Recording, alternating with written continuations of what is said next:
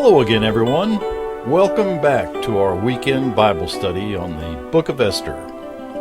Last week, we covered chapters 5 and 6, and things aren't going so well for Haman.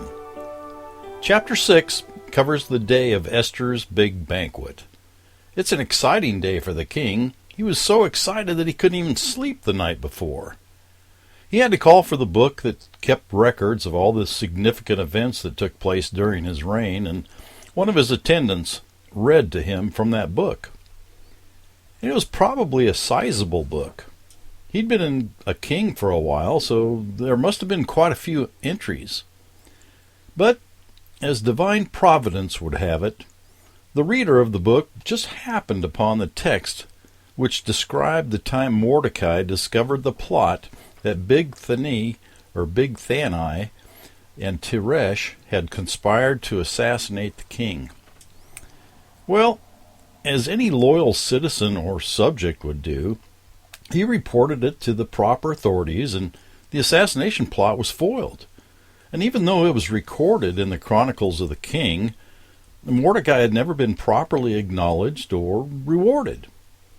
The king was in a good mood that day, and he wanted to show his gratitude somehow to Mordecai, but he was wanting some input from somebody who might know what to do. Haman may also have been in a good mood when that day began, as things hadn't started going sour for him quite yet. In fact, he was probably looking forward to talking to the king about hanging or impaling Mordecai. He would explain to the king how disrespectful and insolent Mordecai was, and how he refused to acknowledge or stand up in Haman's presence.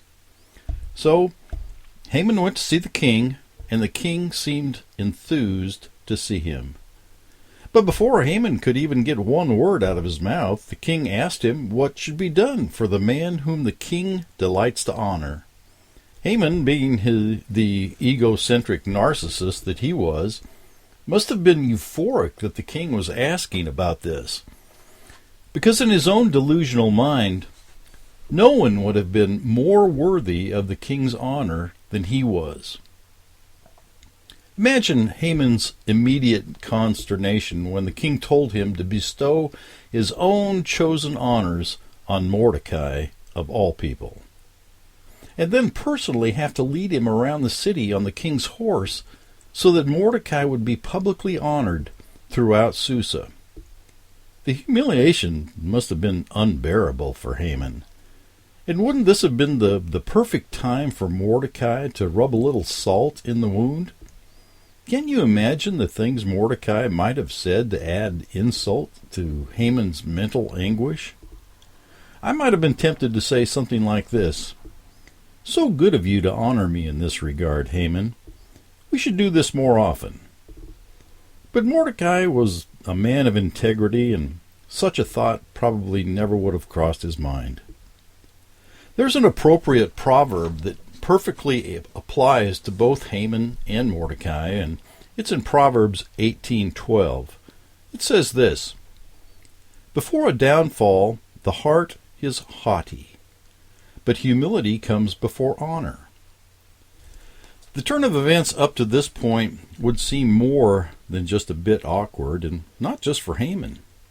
How could Mordecai possibly be marked for execution along with the rest of the Jews when the people of Susa, including all the Jews that lived there, they're seeing Mordecai being honored by the king, and it's being carried out by the king's number 2 man?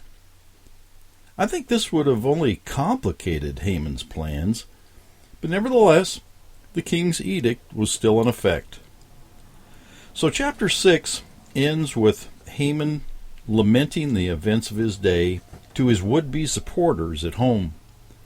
And his own people are letting him know that it doesn't look good for him. Then he's whisked away by the king's attendants to be escorted to Esther's big banquet. And we begin chapter 7. This is a short chapter, and Esther doesn't waste any time getting down to business. Several times in this book, it talks about banquets taking place. This is just an aside, but I'd be remiss if I didn't mention it. I just assumed that whenever banquets were being held, they were sumptuous feasts and with all manner of everything you would expect to see in a royal banquet. But that isn't always the case. They could be associated with feasts, but more often than not, the word banquet refers to drinking wine. For example, in verse 1, the Hebrew word for banquet is shathah, which means imbibe. In verse 2, when it refers to drinking wine, if you read the King James Version, it says banquet of wine. Let me just read the King James Version. And the king said again unto Esther on the second day of the banquet of wine, and that Hebrew word for banquet is mishteh, which means drink, and it can also imply a feast in general where eating and drinking would be taking place. And that's really not all that important, but I thought I should put it out there so you'd know that banquet doesn't have to always involve food.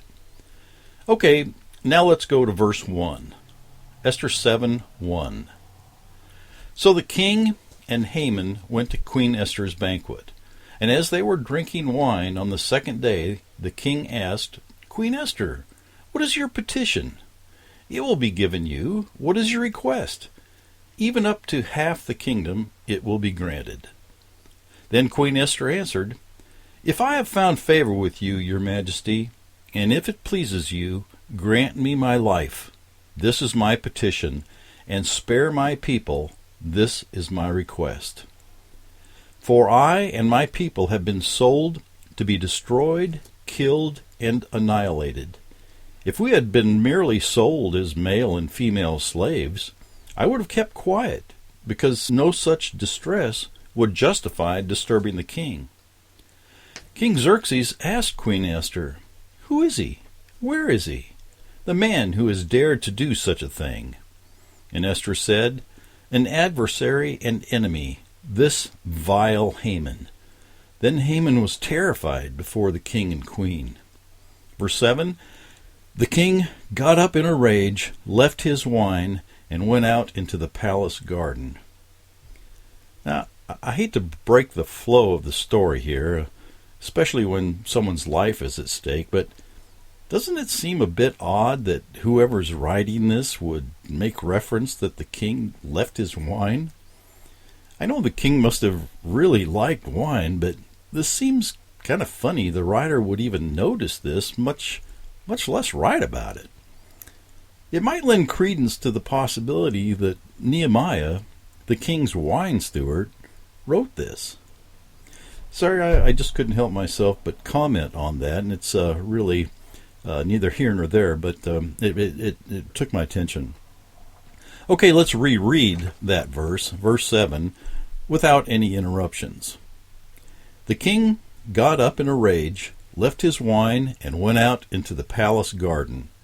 But Haman, realizing that the king had already decided his fate, stayed behind to beg Queen Esther for his life.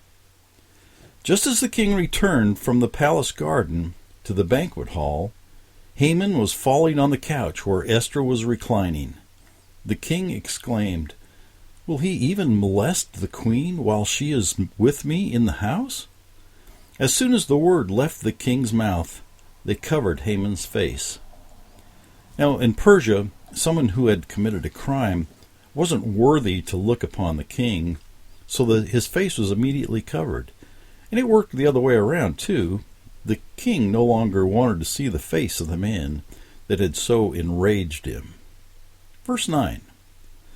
Then Harbona, one of the eunuchs attending the king, said, A pole reaching up to a height of 50 cubits stands by Haman's house. He had it set up for Mordecai, who spoke up to help the king. The king said, Impale him on it. Now, do you get the impression that Harbona wasn't too crazy about Haman? Look at how quick he was to tell the king about the pole or the gallows that Haman had set up for Mordecai. And he was quick to remind the king that Mordecai was the one who helped the king. The Poor Man's Commentary by Robert Hawker says this about this little episode. Quote, It's not the smallest evidence of the general worthlessness of Haman's character that this Harbonah was so ready to suggest to the king the gallows Haman had erected to gain Mordecai upon. Thus he fell into his own snare, and the very method he had taken for the destruction of a man who had never injured him proved his own death. Pause and contemplate the sure end of the ungodly. And what a display is made of the Lord's providential superintendence through all. So let all thine enemies perish, O Lord, but let them that love thee be as the sun when he goes forth in his might. End quote. Verse 10. So they impaled Haman on the pole he had set up for Mordecai. Then the king's fury subsided. As I mentioned last week, almost all the popular Bible translations refer to the gallows here instead of a pole for impaling. At the same time, most of the commentaries concur that impaling was the preferred method of execution in Persia. So why don't the translators go along with what most commentaries agree on in this instance? Well, I can only guess that the gallows may seem more civilized to a Bible-reading audience who might be accustomed to a PG-13 rating. Mr. Dart always used to say that the Bible was a family book, and it didn't often go into gross details when it came to describing various acts of pagan worship or acts of morbidity, like impaling. Now, if you really want to find out more about death by impaling, you could do some creative Googling, but I'd rather not get into those details here. Suffice it to say, it was not a pretty death, and amazingly, it could be a very slow death. Chapter 7 was pretty amazing. It was a short chapter, but so much happened, and it all happened in record time. All of the previous chapters laid the groundwork for what we just read. And the story continues, and chapter 8 moves right along as well. So let's move right along with it. Chapter 8, verse 1. That same day King Xerxes gave Queen Esther the estate of Haman, the enemy of the Jews. And Mordecai came into the presence of the king, for Esther had told how he was related to her. It was the custom, or more likely the law of the land in Persia, that when someone was executed, all their property and all their assets were confiscated and turned over to the king. Well, because Esther would have been the highest-ranking victim of Haman's plot, the king turned over the estate to Esther. And don't forget what an extremely wealthy man he was. Verse 2. The king took off his signet ring, which he had reclaimed from Haman, and presented it to Mordecai. And Esther appointed him over Haman's estate. But Esther wasn't yet done. She and Mordecai were off the hook, but the Jews throughout Persia still had a death sentence hanging over their head. She had to go to the king once again and plead for her people. Verse 3. Esther again pleaded with the king, falling at his feet and weeping. She begged him to put an end to the evil plan of Haman the Agagite, which he had devised against the Jews. Then the king extended the gold scepter to Esther, and she arose and stood before him. If it pleases the king, she said, and if he regards me with favor, and thinks it a right thing to do, and if he is pleased with me, let an order be written overruling the dispatches that Haman, son of Hammedatha, the Agagite, devised and wrote to destroy the Jews in all the king's provinces. For how can I bear to see disaster fall on my people? How can I bear to see the destruction of my family? King Xerxes replied to Queen Esther and to Mordecai the Jew, because Haman attacked the Jews, I have given his estate to Esther, and they have impaled him on the pole he set up. Now write another decree in the king's name, in behalf of the Jews as it seems best to you, and seal it with the king's signet ring. For no document written in the king's name and sealed with his ring can be revoked." So the king just couldn't repeal the edict he had already signed for Haman, and it was still in effect. So he had to do another one. Here's what the Adam Clark commentary says about this. Quote, "Whatever had passed, the royal signet could never be revoked, so no succeeding edict could destroy or repeal a preceding one. But one of a similar nature to the Jews against the Persians, as that to the Persians was against the Jews, might be enacted, and thus the Jews be enabled legitimately to defend themselves and, consequently, place on an equal footing with their enemies." End quote. And this is going to be very interesting. Verse 9. "Once the royal secretaries were summoned, on the 23rd day of the 3rd month, the month of Sivan, they wrote out all Mordecai's orders to the Jews, to the satraps, the governors, and nobles of the 127 provinces stretching from India to Cush.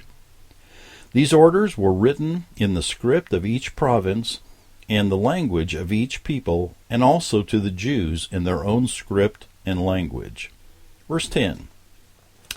"Mordecai wrote in the name of King Xerxes, sealed the dispatches with the king's signet ring, and sent them by mounted couriers who rode fast horses especially bred for the king."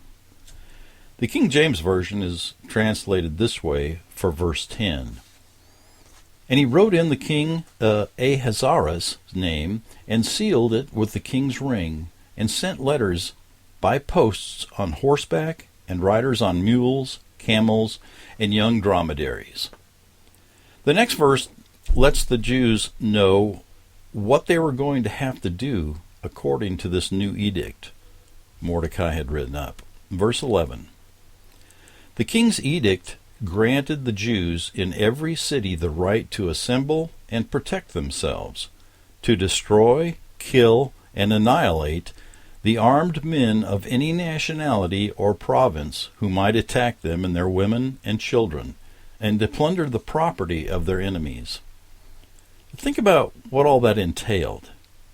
This was written on the 23rd day of the 3rd month, and we don't know how long it was going to take to get this news out to all the Jews in all 127 provinces, but from the time it was written to the day that it was to be carried out was approximately 9 months. Verse 12. "The day appointed for the Jews to do this in all the provinces of King Xerxes was the 13th day of the 12th month, the month of Adar." A copy of the text of the edict was to be issued as law in every province and made known to the people of every nationality, so that the Jews would be ready on that day to avenge themselves on their enemies. So the Jews in Susa had 9 months to prepare for this defensive conflict, but depending on how long it took for this edict to reach all 127 provinces, most of the Jews in the outlying areas wouldn't have had 9 months to prepare. And there was a lot to do to prepare. They had to be sure that they were all well armed and how to handle themselves in battle. There needed to be some strategy and organization taking place. And they needed some kind of training, I would think, because for the most part, these weren't fighting people. They were peace-loving civilians. But now, they're expected to fight in this up-and-coming battle for their very survival. Verse 14. "The couriers, riding the royal horses, went out, spurred on by the king's command, and the edict was issued in the citadel of Susa. When Mordecai left the king's presence, he was wearing royal garments of blue and white, a large crown of gold, and a purple robe of fine linen. And the city of Susa held a joyous celebration."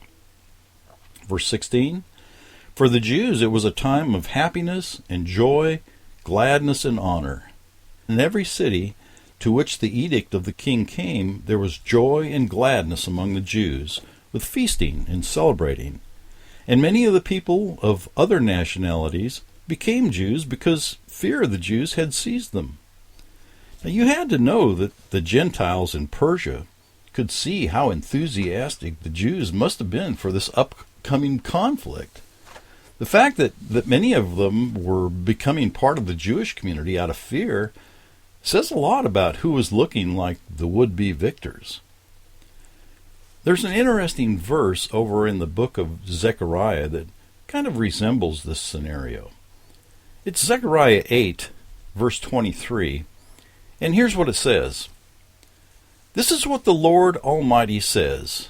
In those days 10 people from all languages and nations will take firm hold of one Jew by the hem of his robe and say, Let us go with you, because we have heard that God is with you.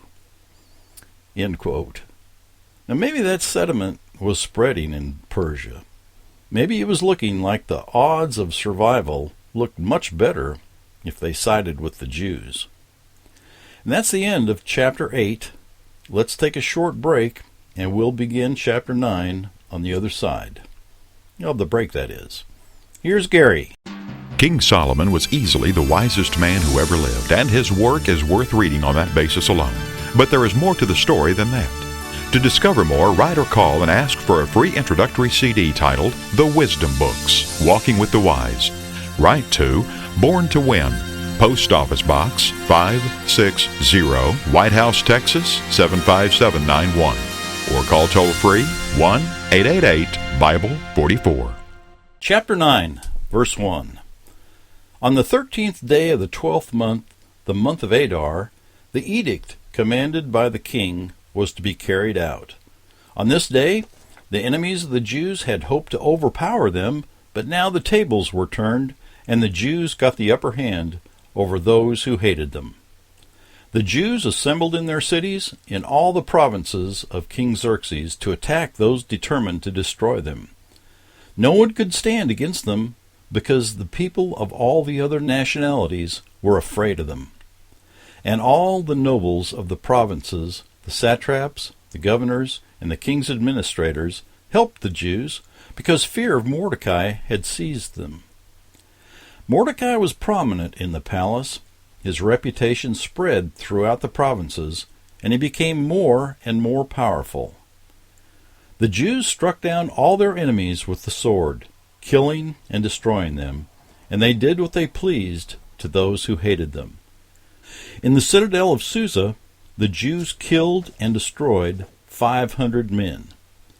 They also killed Parshandatha, Dalphon, Aspatha, Poratha, Adalia, Aridatha, Parmashta, Arasai, Aridai, and Vaazatha, the 10 sons of Haman, son of Hammedatha, the enemies of the Jews, but they did not lay their hands on the plunder. This new edict that Mordecai had written, the Jews were given permission to plunder those they killed, but they didn't do that.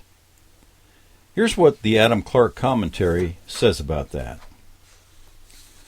Quote, and it is remarked here and in Esther 9:16, where the account is given of the number slain in the provinces, that the Jews laid no hands on the spoil.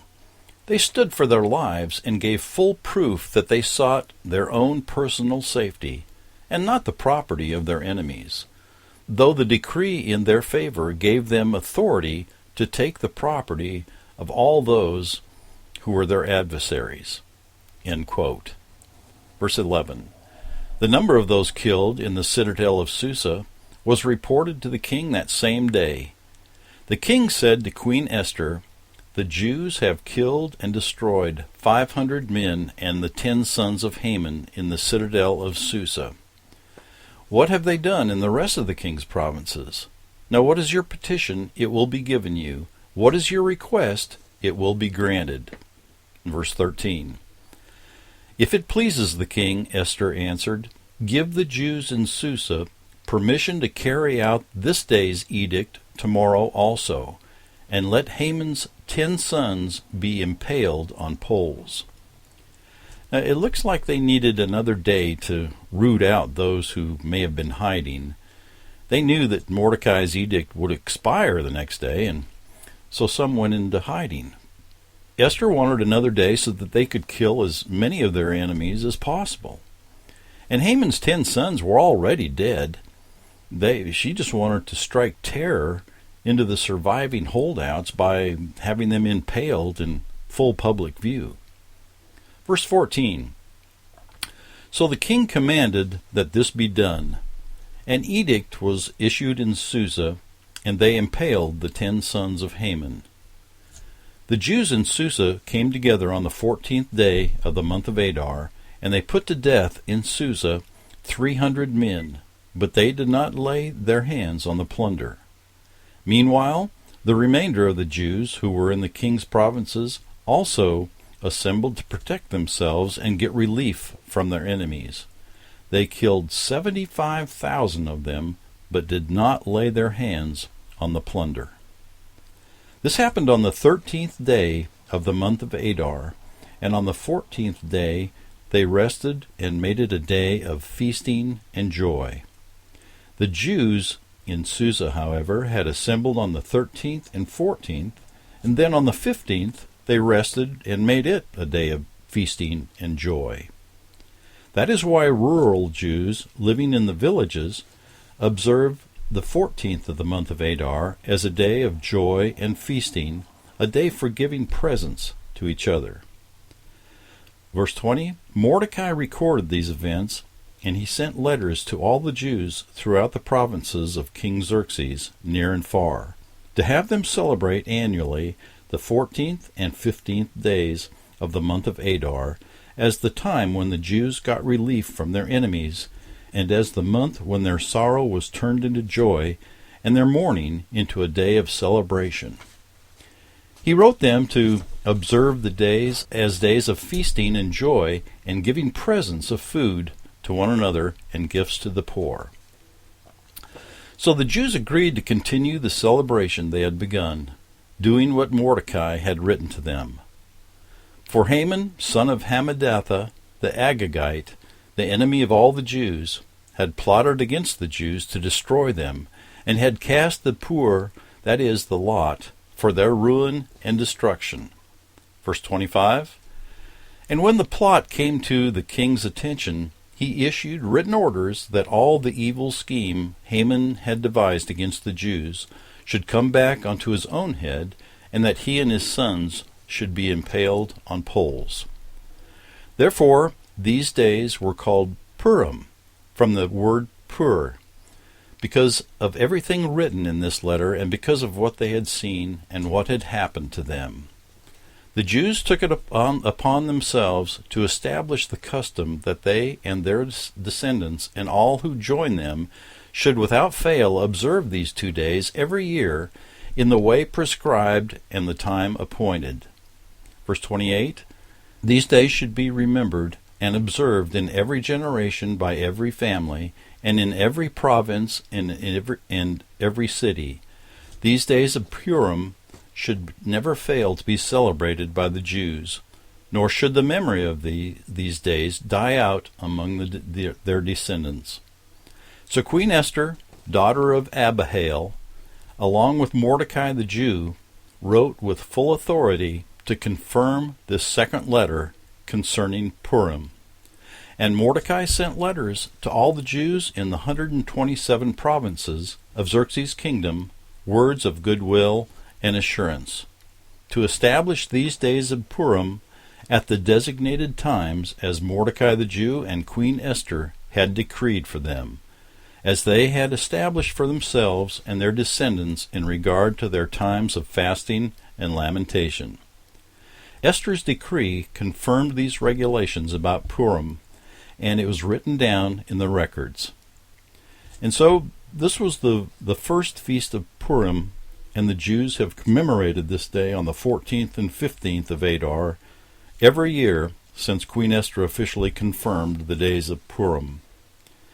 The Hebrew month of Adar generally falls in the month of March, and this year, 2017, the days of Purim occur on March 11 and 12.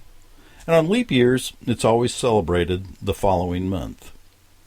Like Hanukkah, the Feast of Purim is not a high day or a holy day commanded to be observed by God. It's more like our Thanksgiving or Independence Day. According to a website by the name of HebrewForChristians.com, the primary commandment or custom of Purim is to recite 3 blessings in the synagogue services. The first blessing is, quote, "Blessed art thou, Lord our God, Master of the universe, who sanctified us with his commandments and commanded us regarding the reading of the Megillah. Amen." End quote. The second one is, quote, "Blessed art thou, Lord our God, Master of the universe, who performed miracles for our fathers in those days at this time. Amen." End quote.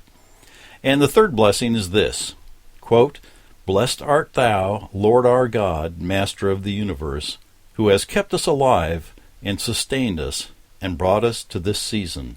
Amen." End quote. And this is a paraphrase from the same website. After these blessings are recited, the scroll of Esther is read. And the scroll of Esther in Hebrew is called the Megillah Esther. The Megillah is spelled Megillat. During the reading of the Megillah, everyone shouts "Boo!"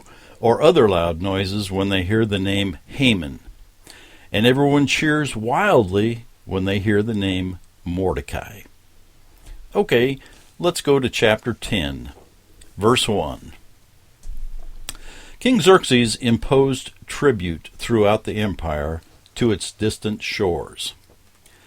Now, in my perusals of the various Bible commentaries, there's really not a good explanation of why this verse is here.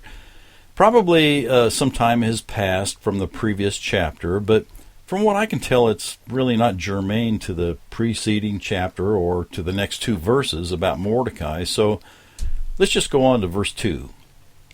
"And all his acts of power and might, together with a full account of the greatness of Mordecai, whom the king had promoted, are they not written in the book of the annals of the kings of Media and Persia?" Verse 3, "Mordecai the Jew was second in rank to King Xerxes, preeminent among the Jews, and held in high esteem by his many fellow Jews, because he worked for the good of his people and spoke up for the welfare of all the Jews." And so we might very well say, as this book concludes, that they lived happily ever after. Years ago, I read a great book written by John Eldredge, and the title of that book was Wild at Heart. It was about the needs of every little boy, no matter what his age, and I'll get back to that in just a moment. And shortly after that book was written, Eldredge's wife, Stacy, wrote a companion book to Wild at Heart, and it was for women, and it was titled Captivating. Both books address the built-in needs we all have growing up, and if those needs aren't met, we go looking for them in all the wrong places. The needs of little boys are different than the needs of little girls. And here's a short paragraph from the cover of the book Captivating. "Every woman was once a little girl, and every little girl holds in her heart her most precious dreams. She longs to be swept up into a romance, to play an irreplaceable role in a great adventure, to be the beauty of the story. Those desires are far more than child's play. They are the secret to the feminine heart." End quote. Well, Esther's deepest desires certainly came true, didn't they? And what about little boys? What do little boys need? Little boys need affirmation from their daddies that they've got what it takes to make it in life. Pretty simple, really. We can't know what kind of relationship Mordecai had with his father, if there was any kind of relationship at all, But he most assuredly received major affirmations and accolades from the king, several times in fact. The story of Esther and Mordecai's storybook success shouldn't leave us wanting or discouraged just because we haven't realized their spectacular rise to fame and fortune. On the contrary, the book of Esther is filled with metaphors that liken the king to God and or Jesus Christ, and how we're able to boldly approach his throne. The aforementioned books of John and Stacey Eldridge, like the book of Esther, were written to let us know that even if we didn't have parents to guide us and with love and affirmations, that we have God Almighty, our Heavenly Father, who can more than make up for the parental shortcomings. As we reflect on Esther and other heroes of the Bible, it's amazing how influential the Israelites and Jews have been, even in these pagan, world-ruling empires. Until we read through this book, maybe you didn't realize that Mordecai became the number 2 man in all of the 127 provinces of the Persian Empire, right under King Darius, the great Artaxerxes. Daniel rose to great power in Babylon under Belshazzar, and then by Darius the Mede after Babylon was conquered by King Cyrus. Then, of course, there was Joseph, who became the second most powerful man in all of Egypt, right under Pharaoh. What was it, and what is it, about the Jews that caused them to be so influential, even among heathens, and yet so hated and persecuted down through time? Well, the smart guys could and probably have written volumes about the history and the influence Jews have had, but the easy answer is God. God has made all the difference. The Israelites, the Jews, Jerusalem, and modern-day state of Israel all have one thing in common. Their very existence is proof God exists. And that's why the enemy has tried to destroy them time and time again, to no lasting avail. So what should we take away from this historical book? Well, many things, I suppose, and everyone will have their own perspective, but I think it's essential to our spiritual well-being that we see the similarities between the dilemmas they faced and the dilemmas we face on a daily basis. And once we realize we have the same enemy, we need to be well versed on how to deal with that enemy. As we get closer to the return of Jesus Christ, our enemy, Satan the devil, is going to be ever more desperate to defeat and destroy God's people, because he knows his time is running out, and he knows he's been defeated. So what's his point? What's his game? He knows he can't win. And because of that, he's going to do as much damage to as many things and as many people as possible. It's his scorched earth method of total destruction. And with that in mind, it behooves us to be on top of our spiritual game, constantly. We've seen how the great people of the Bible became victorious. They all knew what to do. We just need to follow their winning example by being constant in prayer. But Rich, I can't pray constantly. Get real. You can pray constantly. Thank God for everything. When you get up, when you drive to work, when you see an awesome sunset, or when you find a great hamburger joint. There's always something to pray about, no matter how small, no matter how big. Stay in constant touch with God. Read the Bible every day, fast regularly, and cloak yourself in God's spiritual armor. That's how we can be heavily armed in this very real spiritual war. And along the way, or when it's all over, we'll be able to get that ultimate affirmation from the big guy himself when he says, "Well done, you good and faithful servant." I want to hear that. Well, that does it for this study on Esther. I hope you've enjoyed it as much as I have. Not sure what's coming up for next week's Bible study, but I know it'll be good. So be sure to tune in. And don't forget to do some serious exploring on the Born to Win website. There's lots and lots of great stuff up there. Take good care, my friends. It's been a real pleasure. Good night, everyone.